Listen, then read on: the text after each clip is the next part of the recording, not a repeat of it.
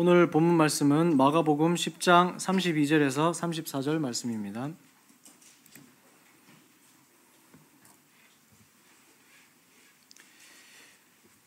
다 찾으신 줄 알고 제가 말씀 읽도록 하겠습니다.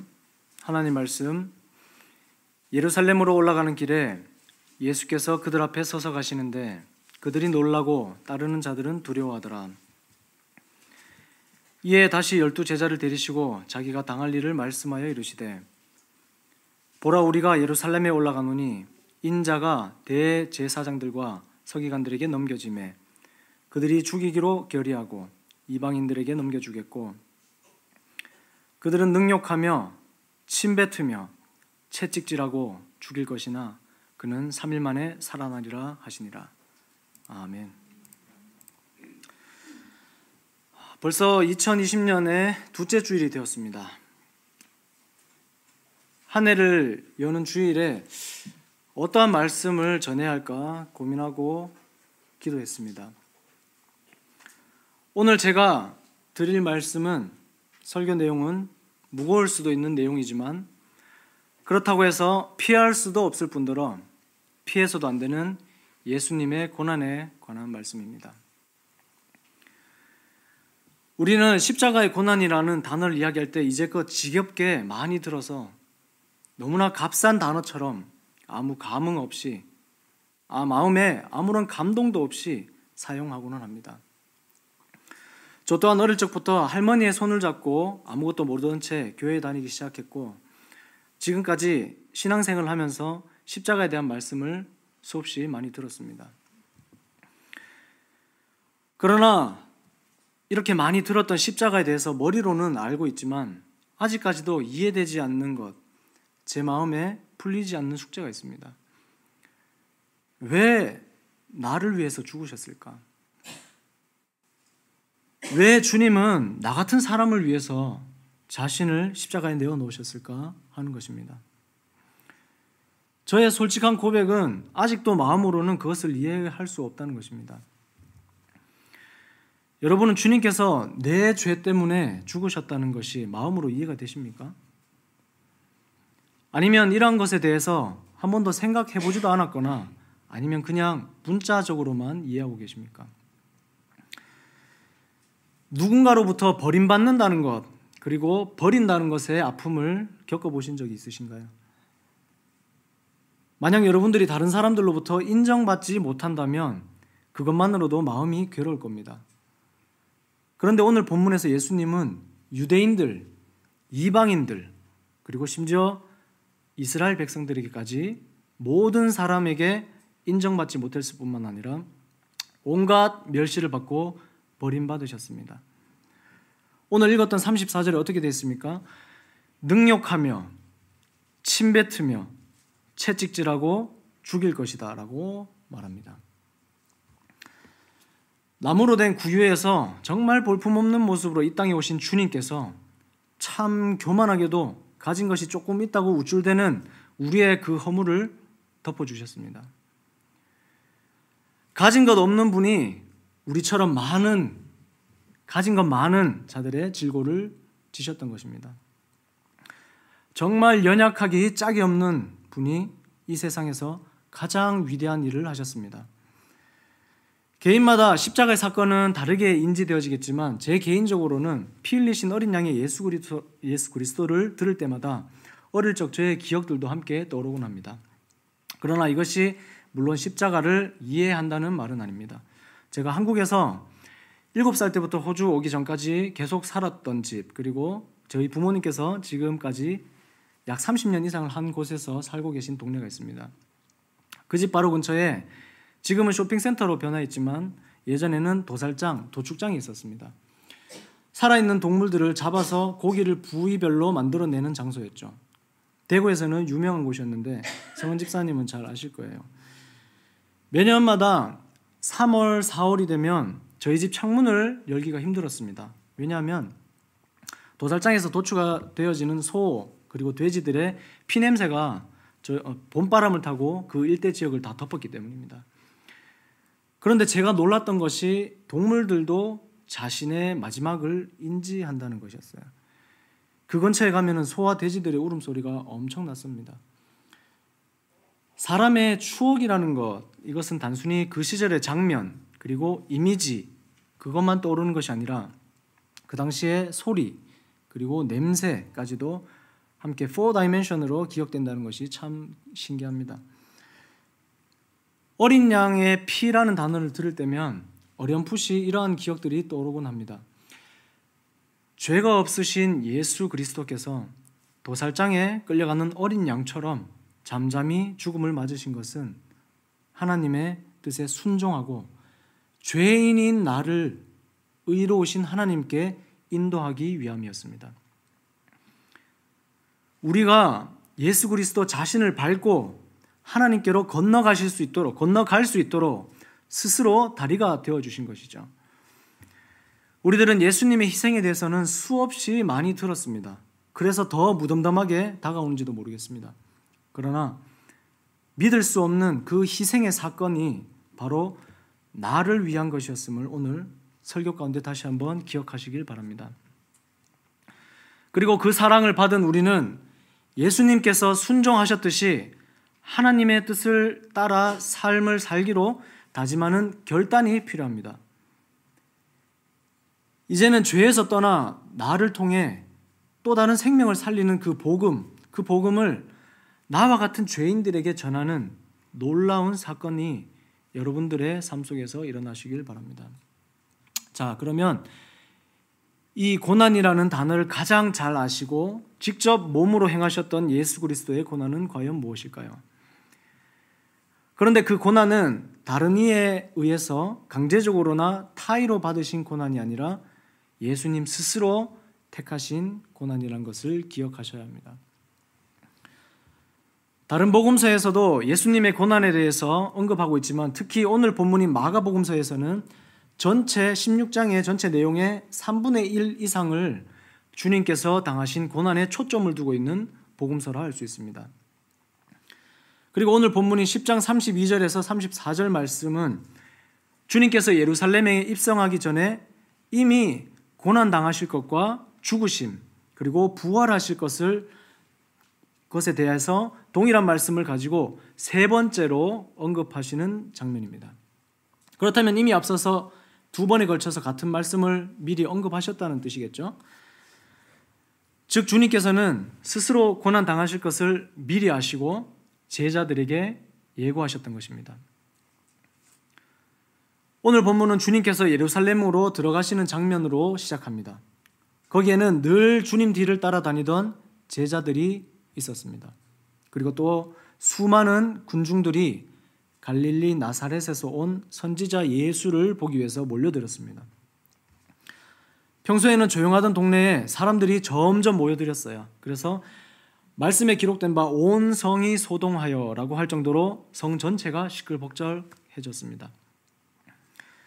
그때까지만 해도 모였던 군중들이 소리 높여서 이렇게 외쳤습니다. 호산나 다윗의 자손이여 찬송하리로다.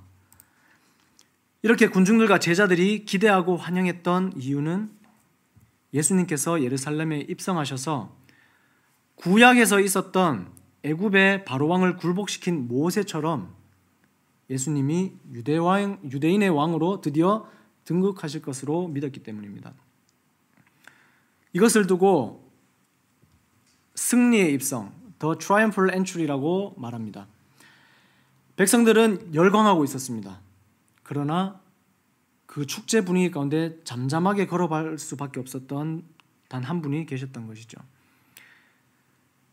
군중들의 기대와는 달리 예수님께서 예루살렘에 입성하신 것은 바로 십자가에 달려 돌아가셔서 인류를 죄 그리고 사망에서 구원하실 목적이었습니다. 바로 주님은 사형장으로 가시던 길이었던 것입니다. 지금 그 장면이 머릿속에 그려지시나요? 사람들의 환호 소리가 가득 차 있는데 속으로는 눈물을 흘리셨어요. 내가 너희들을 위해서 지금 이 길을 걸어가고 있단다. 내가 오늘 너를 위하여 이 힘든 길을 걷고 있단다 라고 하시는 주님의 음성이 들리십니까?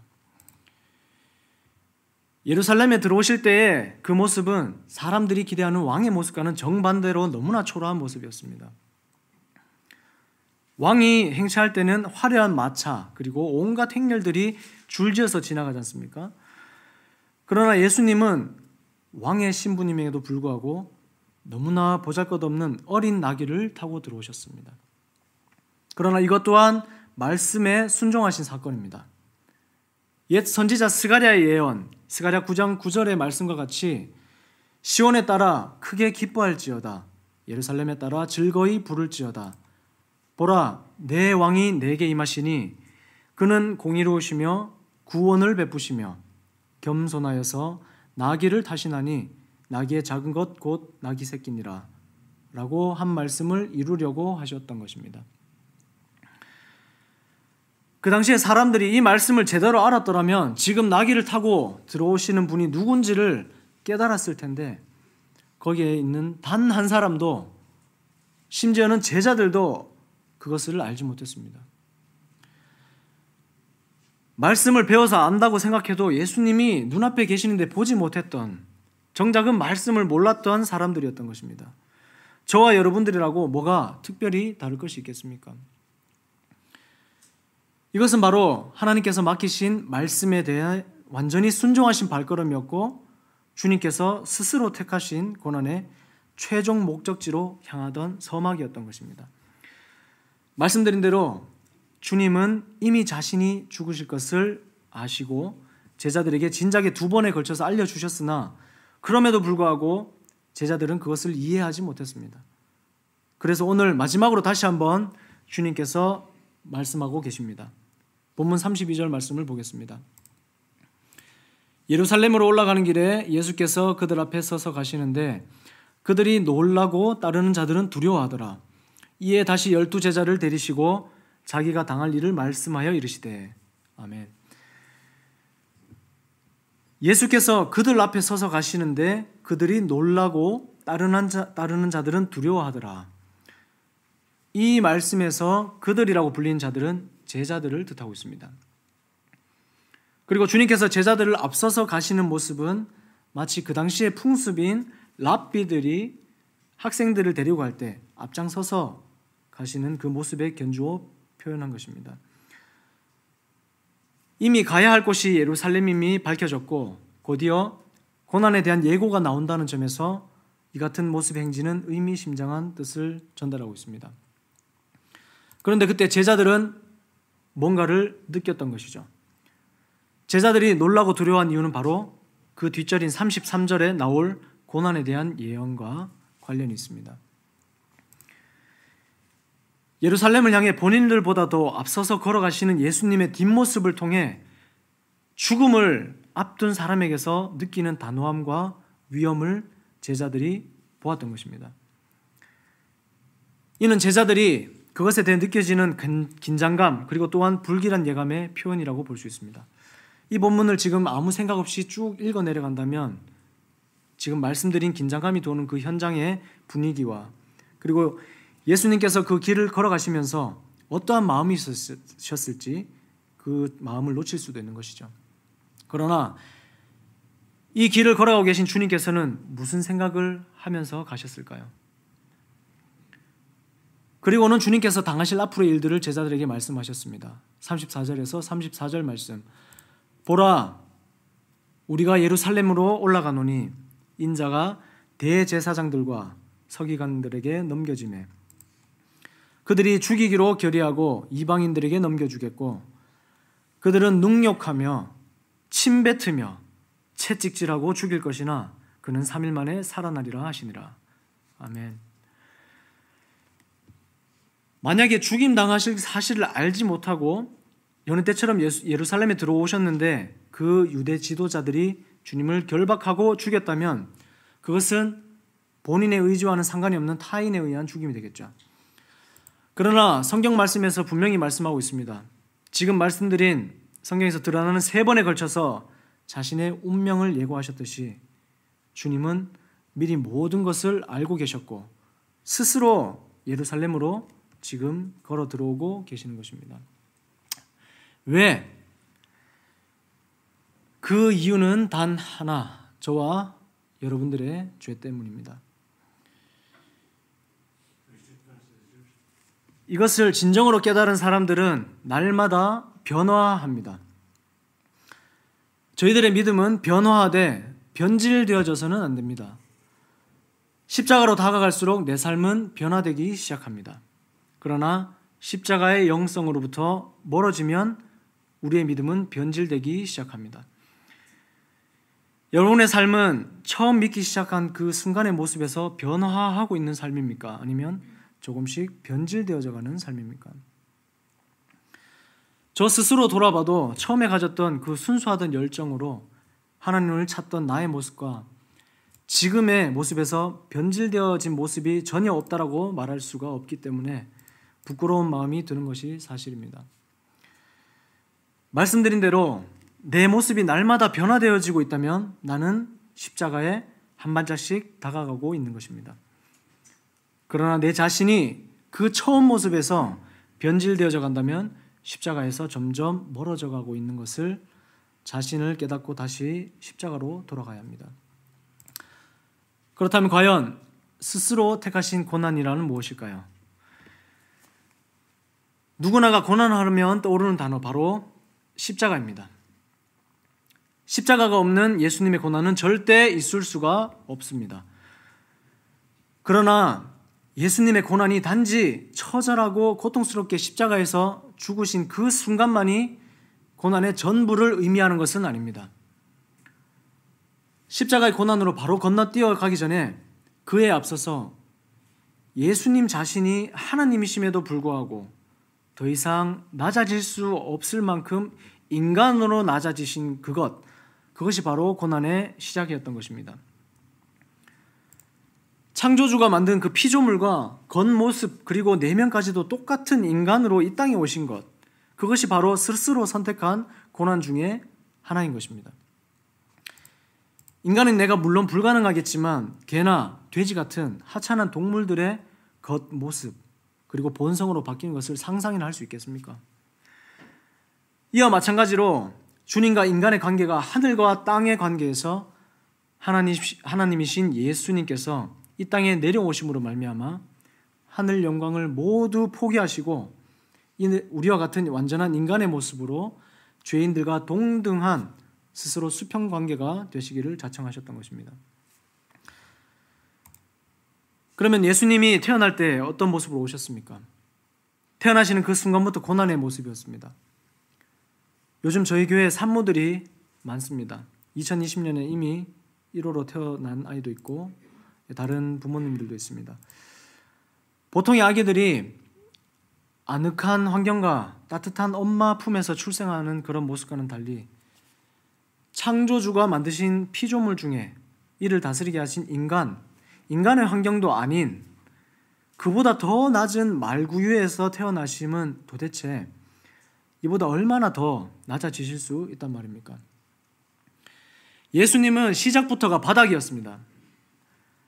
성경에서 말하고 있지는 않지만 예수님이 태어나실 때 그 환경을 한번 생각해 보면 말들의 똥오줌이 여기저기 널브러져 있을 것이고 어쩌면 코를 막고 입으로 숨을 쉬어야 할 정도로 냄새도 심했을 것입니다.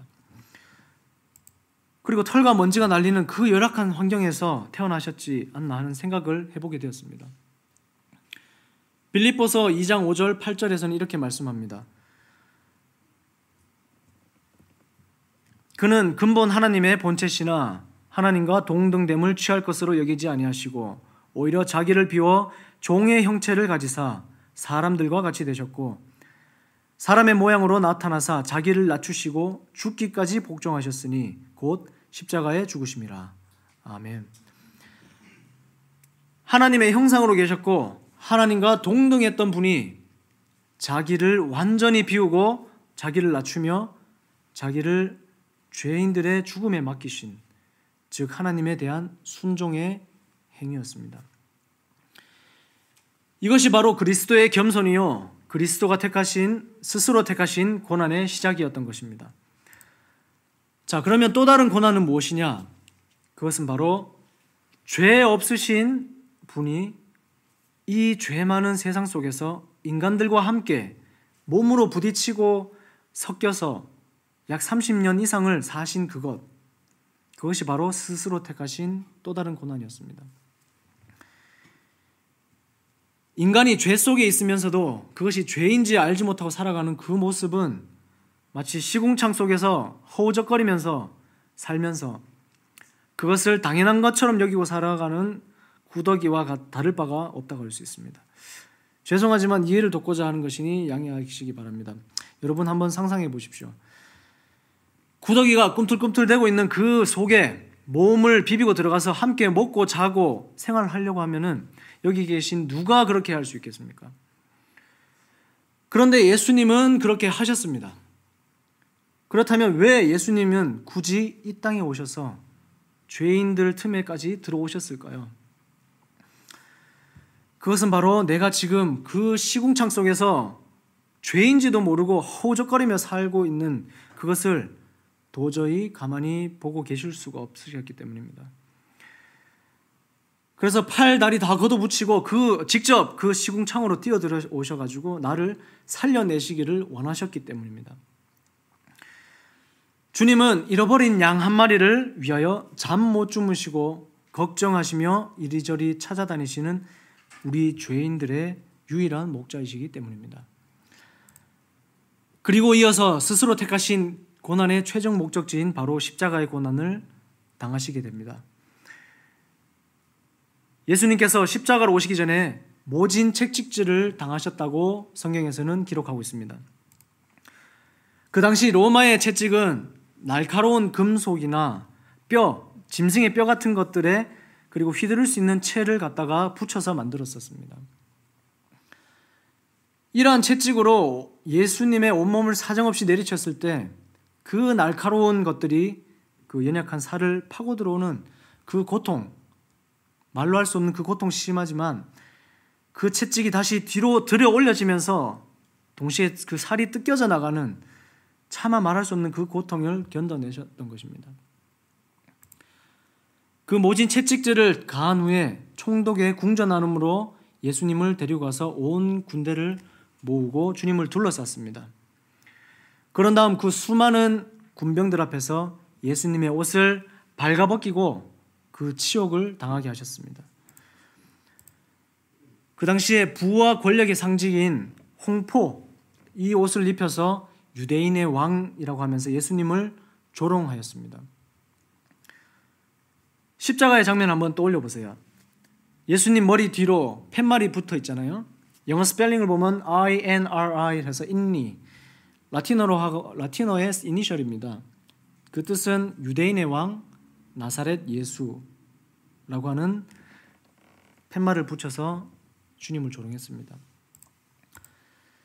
그리고 본문에는 능욕을 받으셨다고 오늘 말씀합니다. 그런데 이것은 말로써 온갖 입에 담기 힘든 욕설들 그리고 인격적인 모독을 받으신 겁니다. 또한 머리에 쓰셨던 그 면류관의 뾰족뾰족한 그 가시를 한번 상상해 보세요.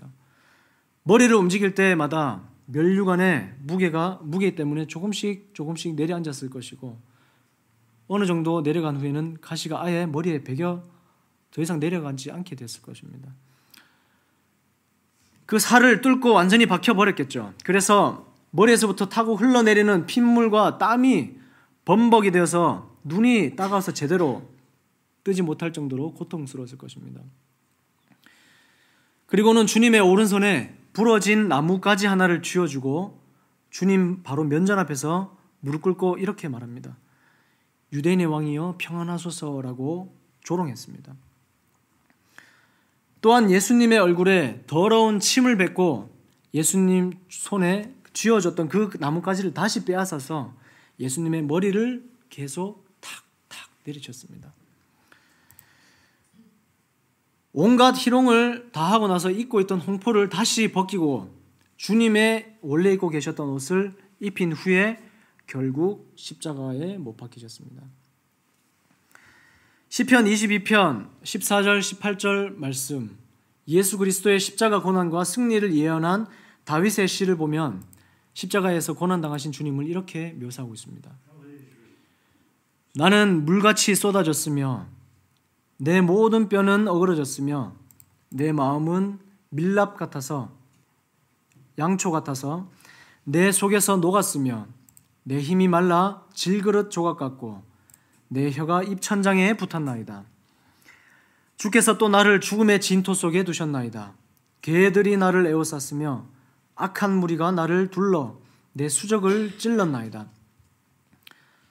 내가 내 모든 뼈를 셀 수 있나이다. 그들이 나를 주목하여 보고 내 겉옷을 나누며 속옷을 제비 뽑나이다. 아멘. 그 당시에 십자가형은 살인자에게 적용되었던 집행인데 그것과는 전혀 관계도 없는 주님은 인간이 견디기에는 너무나 고통스러운 십자가의 고난을 당하셨던 것이죠. 그런데 그것이 끝이 아니었습니다. 십자가 위에서 받으신 육체적인 고통도 견디기 힘든 일이었지만 제자들과 군중들에게 버림받은 정신적인 고통 또한 말로 다할 수 없었을 것입니다. 얼마 전까지만 해도 주님께서 죄를 용서해 주시고 먹여주시고 살려주시고 어루만져 주시고 또한 호산나 다윗의 자손이라고 환영하며 박수를 치던 그 군중들이 지금은 다 돌아서서 주님을 십자가에 못 박으라 라고 손가락질하고 있는 것입니다. 거기에 대해서 주님이 그들에게 느끼셨던 인간적인 감정은 어떠하셨을까요? 사람이 고통을 당할 때 자기를 사랑하는 사람들이 내 곁에 있으면 그나마 그 고통을 견뎌낼 수 있는 힘이 생길 텐데 그러한 사람들이 다 주님을 버리고 도망쳤을 때 그 외로움, 고독함, 그것으로 가득했던 주님의 심정은 어땠을까요? 그리고 그보다 더 두렵고 힘들었던 것은 십자가의 마지막 순간에는 아버지이신 하나님께서도 그 사랑하는 아들을 홀로 두셔서 철저하게 혼자가 되신 예수님의 마음입니다. 주님께서 십자가 위에서 철저한 외로움과 고통 가운데 이렇게 고백하셨습니다. 나의 하나님 어찌하여 나를 버리시나이까? 예수님은 다른 어떠한 고난보다도 마지막 십자가의 순간에 아버지인 하나님께마저 외면당했다는 것이 가장 큰 고난이었던 것이죠. 이것은 이사야 53장 6절과 10절에서 말해주고 있습니다. 6절 하반절에 보면 여호와께서는 우리 모두의 죄악을 그에게 담당시키셨도다 라고 말씀합니다. 그리고 10절에서는 여호와께서 그에게 상함을 받게 하시기를 원하사 질고를 당하게 하셨은즉 이라고 말씀합니다. 주님의 고난과 죽음을 통해서 자신의 목적을 성취하신 분은 다름 아닌 아버지인 하나님이셨던 것입니다. 그런데 잘 생각해 보세요. 이 순간에 예수님 단 한 분만이 지금 고난을 받고 계신가요? 예수님이 태어나시던 그 날부터 자라나며 성인이 되어서 두루두루 다니시며 마지막에는 십자가의 순간에서 죽임을 당하시는 지금 이 순간까지 단 한순간도 빠지지 않고 지켜봐 오셨던 아버지 하나님의 마음은 어땠을까요? 세상의 부모 중에 어느 누가 기꺼이 자기 자식을 죽음으로 내모를 수가 있겠습니까? 그것도 나와 내 자식의 이익을 위해서도 아니고 다른 사람들을 위해서 말입니다. 십자가의 마지막 순간을 생각하면서 문득 이런 생각이 들었어요. 과연 하나님께서도 아들이신 예수님의 마지막 십자가의 순간에 눈물을 흘리셨을까? 어쩌면 아들이신 예수님을 이 땅에 내려보내시기로 작정하셨던 그때부터 하나님께서는 눈물을 흘리시지 않았을까 생각해 봅니다. 왜냐하면 그 아들을 보냄은 이미 그 끝이 결정되어져 있던 보냄이었기 때문입니다. 그리고 결국 마지막 그 십자가의 순간에만큼은 하늘 위에서 그 장면을 지켜보고 계셨던 하나님마저도 그 모습을 차마 바라보지 못하시고 뒤돌아서서 눈물을 흘리시지 않았을까 생각합니다. 여러분들이 한 번쯤은 보셨을 영화라고 생각합니다. 영화 중에 십자가에서 고난받는 장면으로 유명한 패션 오브 크라이스트가 있습니다. 그 영화의 골고다 언덕에서의 장면을 기억하실 거예요. 그 장면에 보면 예수님이 마지막 말을 마치신 후에 숨을 거두시자 영상에 비춰지는 그 카메라 장면이 하늘 저 높은 곳에서 그 십자가 있는 골고다 언덕을 내려다보는 장면으로 영상이 전환됩니다. 마치 하나님께서 하늘 위에서 아들을 바라보시는 것처럼 묘사되죠. 그리고 나서 바로 다음 장면에서는 그 반대로 카메라가 예수님이 달리신 아래쪽에서 발 밑에서 하늘 위를 바라보는 앵글로 바뀌더니 잠시 후에 하늘 위에서 뭔가가 떨어집니다. 바로 하나님의 눈물 한 방울이 땅에 똑 하고 떨어지는 영상이 나옵니다. 여기에서 감독은 아마 하늘 위에서 아파하시며 눈물 흘리시는 하나님의 마음을 표현하고 싶었던 것이 아닐까 하고 짐작해 봅니다.